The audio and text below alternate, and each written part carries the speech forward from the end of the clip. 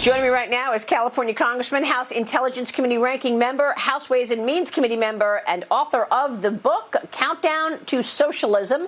Congressman Devin Nunes is here, the lead investigator on the Russia probe for 4 years going. Congressman, it's always great to see you. Thank you for being here. Thank you. Great to be with you this morning. Thank you. So here we are, under 60 days away from the election, Congressman, and we still haven't heard from John Durham. You heard what Mark Meadows just said. Do you believe we will see more guilty pleas in addition to Kevin Kleinsmith, who altered a document that was evidence? Well, it's hard for us to know because we are not involved in the investigation, which I do think this is a good thing. I've said this many times. Unlike the Mueller witch hunt, we don't know what Durham is up to. We can only make our criminal referrals, Maria, which we have done. If you notice, there's a lot of people that either aren't talking or they're talking, they're writing books and they're coming out and talking. So that's giving more visibility into what we've been able to see. And the challenge has always been is who ordered the kill shot, so to speak? Who ordered this? So clearly there was a conspiracy here. This wasn't just dreamt up by a good old FBI agent that was working hard and came across some Russians that maybe were trying to do something with the Trump campaign. How do we know that that's not true? Because there is no evidence that there were any Russians involved. This was all about the dossier, the Clinton campaign. They inserted this in 2016 into the campaign and essentially was a bunch of lies. So we don't know. My guess is they're trying to piece all this together. There are a lot of documents that we've seen. There's a lot of text messages we've seen. That's all evidence. But I think at the end of the day, it's who ordered this. And that's the question that Durham has to get to the bottom of. Who wanted this done? And Congressman, I think that John Durham is looking at some of the activity we saw before July of 2016. Of course, I mentioned that date because that is when the FBI claims that they launched an investigation into the Trump campaign, July of 2016. And yet way before then, we see former spies, some people might call them washed up spies, like Stefan Halper, getting paid huge sums of money right before the surveillance on Carter Page and the Trump campaign began. We know that Stefan Halper was paid $200,000 in 2015, $411,000 in 2016 for doing a report on China and Russia, which I'm not buying. Academia pays that kind of money. So I ask you, do you believe that John Brennan was running a book inside the Pentagon, paying money out through the Office of Net Assessments to spies to go entrap Trump people?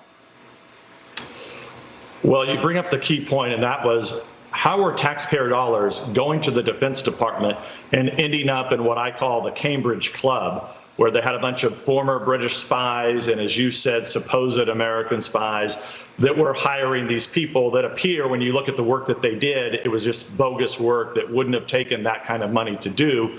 American taxpayers must have gotten ripped off. So we don't know who organized that. Look, my guess is that and this is just a guess, well, I think it would be an educated guess, I should say, but there must be ties between the Fusion GPS people who hired the foreign spy that supposedly went to these Russian sources and the Cambridge Club. There's too many ties there. There's too many ties between, remember Alexander Downer, who supposedly was he's this Australian diplomat that happened to just run into a Trump official who happened to just say something about emails.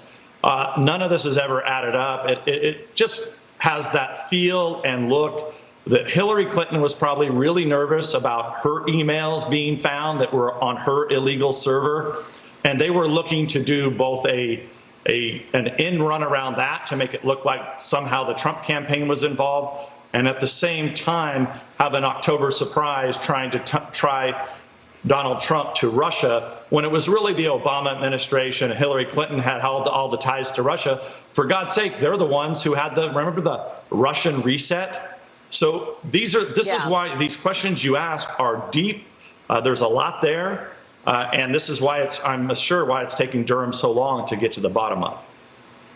Yeah, I just wanted to point out John Brennan because I know he had an interview with John Durham a couple of weeks ago, and my sources continue to point to him as the overall mastermind in terms of these massive payouts to former spies that ended up, you know, Stefan Halper was supposed to be doing a report on China and Russia. Meanwhile, he's in Cambridge, bumping into Carter Page, George Papadopoulos, and Sam Clovis as well.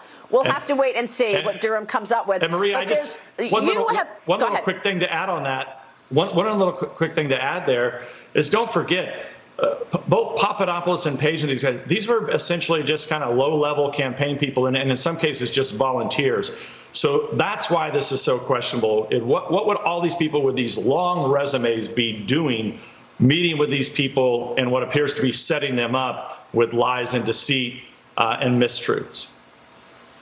And why were they paid so much money? Stefan Halper making $411,000 in one lump sum right before Carter Page is surveilled. And also, why haven't they come down to testify? How come Lindsey Graham keeps saying he's going to call witnesses and Stefan Halper has not been called? Alexander Downer has not been called. All questions our audience wants answers to. But let me switch gears and ask you about Hunter Biden. Apparently in hot water again. You were the first lawmaker that brought China up to me 3.5 years ago because you were doing a deep dive on China in the intelligence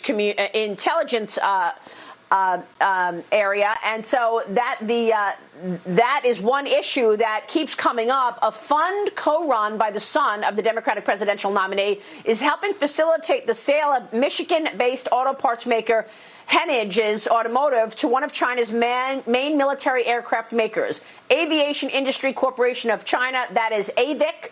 This is according to John Solomon. Congressman, what can you tell us about Biden's connections to China and why his son's fund has enabled this acquisition of a company that is tied to the Chinese military?